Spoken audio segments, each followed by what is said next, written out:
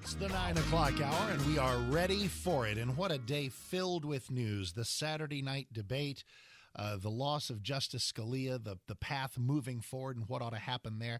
Let's talk about a little of all of these things with the guy who has been in the news for a wide variety of reasons, virtually all to the great delight of those of us who are defenders of the conservative cause. His state is kind of in the news at the moment. It was last week and this past weekend, and it surely will be this weekend. Let's head to South Carolina. Congressman Trey Gowdy joining us from the Palmetto State. How you doing, sir? Nice to have you. Hello. I'm doing fantastic. How are you doing? Absolutely superb. And listen, let me send everybody to DallasGOP.org, DallasGOP.org, because you are the featured speaker a couple of weekends from now, Saturday the 27th, at their Lincoln Reagan Day. So glad to have you here for that, and glad to have you on the show today.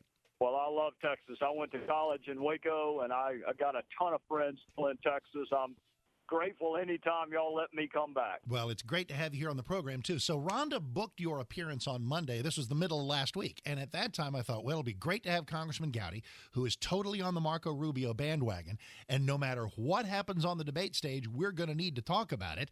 It was a tough debate night 2 debates ago, but he did. We were just finishing talking. You could not have scripted a better recovery.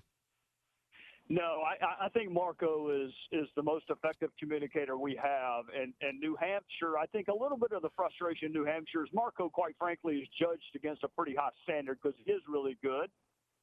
But it wasn't a great first 10 minutes in New Hampshire, and that kind of dominated the rest of the discussion. So he needed a good night in South Carolina, and what he got was a fantastic night. He looked so presidential, and he frankly did a better job of defending President Bush than his own brother did in some instances, and I don't mean that as an insult. I just mean Marco is a very gifted debater. And, I took my wife. I said, this is your Valentine's Day present. I'm going to take you to a presidential debate. She wasn't all that happy about that. But midway through, I said, and we get to see a professional wrestling match. That's it. Some of the guys look like Ronald Reagan, and some look like Ric Flair. All right, you were admittedly not thoroughly objective, but that's okay. It's your right to choose to be on the Rubio bandwagon and see things through that lens. But doggone it, man, the Trump observations about 9/11 and Bush 43, how's that going to go over in your state where the Bushes and the war both tend to be pretty popular? Well, it went over like a lead balloon in the theater, in the debate hall. South Carolinians, we don't mind, hard blows. We don't like unfair blows. And, George W. Bush, we owe a debt of tremendous gratitude to that man for keeping us safe and his steady hand after 9/11. And frankly, even, I mean, I've never met Mr. Trump. Perhaps I heard him out of context, but, he referred to Ronald Reagan as somewhat conservative. I don't know what the word somewhat is doing in that Senate. So I don't think it was a great night for Trump, but as you say, I am unabashedly a Rubio supporter, so I probably lose some objectivity in the process. Well, let's go to, here's the part that we call help me, help you, because just hearing this in Texas, Rubio has some fans, a good number of fans. And he certainly has a fan in me on virtually everything. I think he is trying to distance from the Gang of Eight.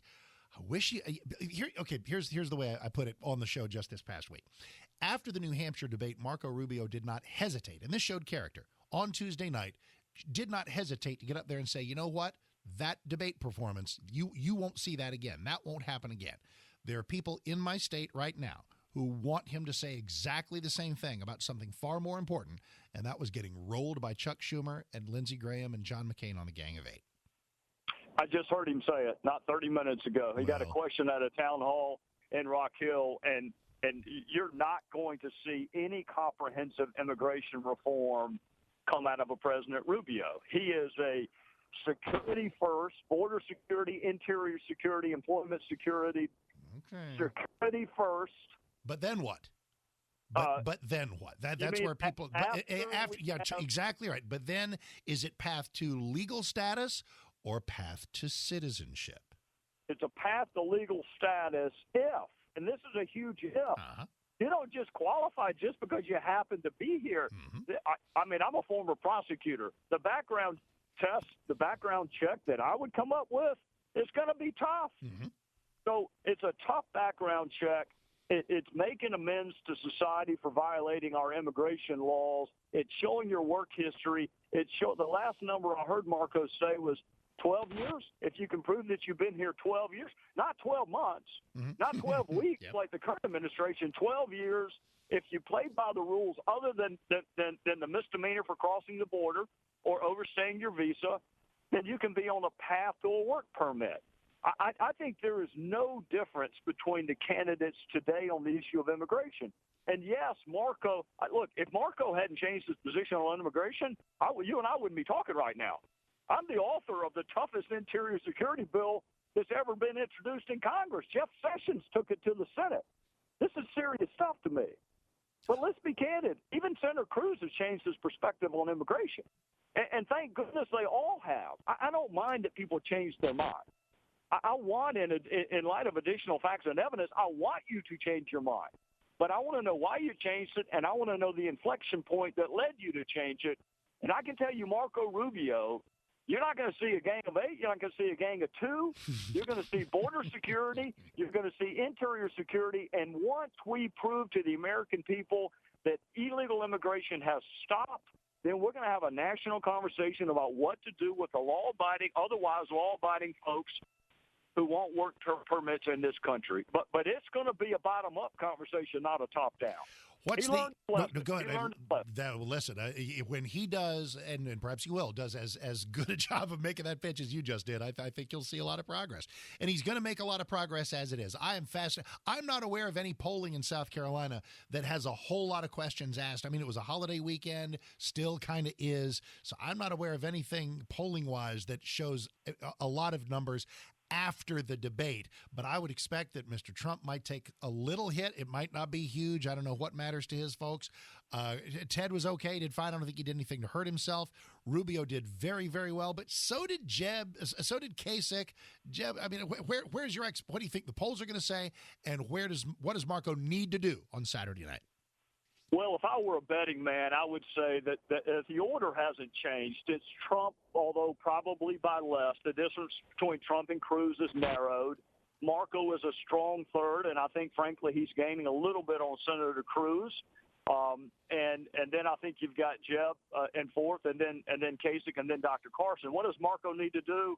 We had 2,000 people yesterday. This is Valentine's Day, although I forgot, unfortunately, so I slept outside last night. It was Valentine's Day. We had 2,000 people at a high school gym. We just had today's President's Day, which is a holiday for some folks in South Carolina. We had a great crowd in Rock Hill. I think when people hear Marco, and you get the sense, okay, you're as conservative as anybody else. You've explained your position with respect to immigration, and we know you can win in November. And after the passing of Scalia, if we need any more reminders of how important it is that we win in November, it is the Supreme Court. So I think he's ascending. Whether or not he'll catch Senator Cruz or not, I don't know. But he has certainly recovered from New Hampshire and has that momentum that we had coming out of Iowa. It is a marathon and not a sprint. And our remaining couple of minutes with Trey Gowdy. And again, go to dallasgop.org, dallasgop.org. Tickets for a couple of weekends from now on the 27th. Congressman Gowdy is the featured speaker at Dallas County's Lincoln Reagan Day. So glad to have you for that, and glad to have you here on the show. So you're in the House, and Supreme Court justices are a Senate thing, but you're a student of this. How strong is the argument that we do not have to entertain an Obama suggestion for a Scalia replacement? It's impenetrable. It is. We can prove this beyond a reasonable doubt.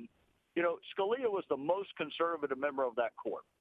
And I don't think anybody would disagree with that. So when you hear the president and Democrats talk about this jurisprudential equilibrium we have on the court, that you can't replace a moderate with anyone who's not a moderate. You can't replace a liberal with anyone who's not a liberal. Well, guess what?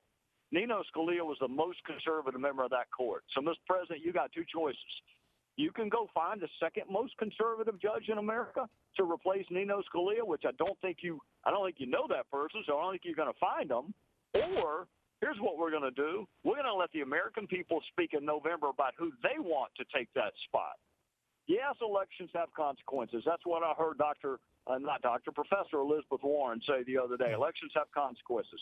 Guess what? We had another one in 2014. and the American people gave us the Senate, and the Senate provides advice and consent, or they don't provide advice and consent. You either give us the second most conservative jurist in the country, or we will hold that vacancy until we have a new president. And the nuts and bolts of that, the president can sneak a recess appointment in there, but not if there's no recess. He can. He said he would not. That you talk about a constitutional crisis. You start giving people lifetime jobs with no accountability on a recess. He called all kinds of heck for doing it on the National Labor Relations Board. In fact, he lost in the Supreme Court with what he tried to do. Do not do any more damage to our Constitution, Mr. President, than you've already done. You've got about 11 months left. We're not going to give you a lifetime gig if you can't. You talk about disturbing the balance on the court. We're one vote away on the Second Amendment. We're one vote away on so many important issues. And Scalia was a reliable conservative jurist.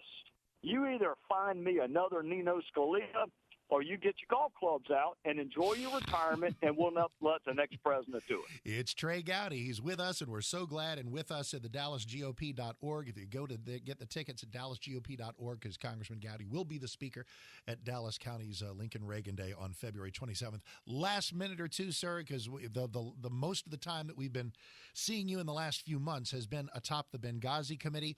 Where does it stand? Will there be a report, and what do you think it will say? Yes, sir. There will be a report. We've got about a dozen more witness interviews, and I know politicians are not used to doing serious investigations, but I was in a former life. And the way you do it is you interview witnesses, and every now and again, those witnesses give you names you've never heard of before.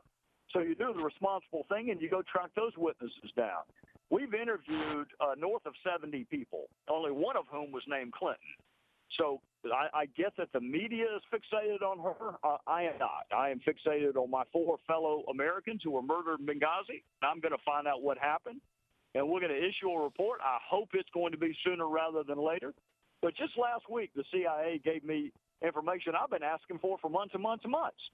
So this is one thing I would tell your listeners. The next time somebody with the mainstream media or a Democrat complains about the amount of time my committee is taking, remember a guy named Katala? Yeah. He's the only person that's been arrested in connection with the murder of our 4 fellow Americans. He was arrested a month after my committee was formed. Do you hear anybody in the national media asking the Department of Justice, when are you going to prosecute Katala? What's taking so long? Are you dragging your feet because it's an election year? I've never heard that question asked. What we're trying to do is find out exactly what happened in Benghazi. Nobody asked the Department of Justice why they've taken as long as they have, but they can't stop themselves from asking me. So I have resigned myself to the fact that I'm going to be criticized in some quarters no matter what. So I might as well do a good job and talk to all the witnesses. If you're going to get criticized no matter what, at least be criticized for doing a good job. Well, and indeed so. In the thoroughness, it's kind of funny because I had to think back to the last time that Ahmed Abu Katala, right, he denies involvement. What's his status right now? Nobody knows because the media doesn't ask. They're too busy asking me, when are you going to release your Benghazi report? Gotcha. The guy's been indicted.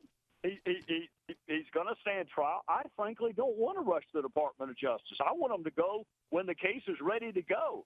I just point out the hypocrisy of the Obama administration Department of Justice taking almost as long as a congressional committee, and not a single person in the media has ever asked Loretta Lynch, when are you going to bring Katala to court? Look, I've never heard that question asked. I don't want to keep you off the trail for Marco there in South Carolina. You probably have other crowds, but listen, you are a prosecutor, and you did just mention the Obama Justice Department. Between 0 and 10, likelihood of this Justice Department indicting Hillary? I don't know because I don't know what Comey has found, but Gotcha. I will tell you this. Everything I have ever heard about Jim Comey is that he is a straight arrow. He is not a political person. I just bumped it. Remember the Susan Smith case? Oh, yeah, sure. The woman who drowned her kids in your state. Exactly. The guy that prosecuted her is a very dear friend of mine, and I just bumped into him. And Tommy Pope and I were talking about how politics never comes up in the criminal justice realm. We never ask a cop or a witness, are you a Republican or a Democrat? And so those of us who live in politics can't imagine a world without it. But I promise you, FBI agents, they don't think in political terms. They think of, do I have the facts? Do I have the evidence? Is this a prosecutable case? So I trust Comey to do the right investigation, to be thorough, and then he's going to present his findings to a Department of Justice prosecutor. And if that case is prosecutable and they decide not to, trust me, my fellow citizens will know that. And if the case is prosecutable, or if the case does warrant some further action, we'll know that too. Well, it is a pleasure to know what we can from you, sir, anytime on any subject, and thank you for all you're doing. I know that Brother Rubio thanks you for the appearance today. So do we. Give him our best, and thanks very much, and we'll see you at the Dallas County Lincoln Day in a couple of weeks. Yes, sir. God bless you. Look forward to seeing you soon. Thank you, sir. That's Trey Gowdy on the campaign trail in his state of South Carolina for Marco Rubio, a job that just got a little easier after the debate performance that Brother Rubio just put up.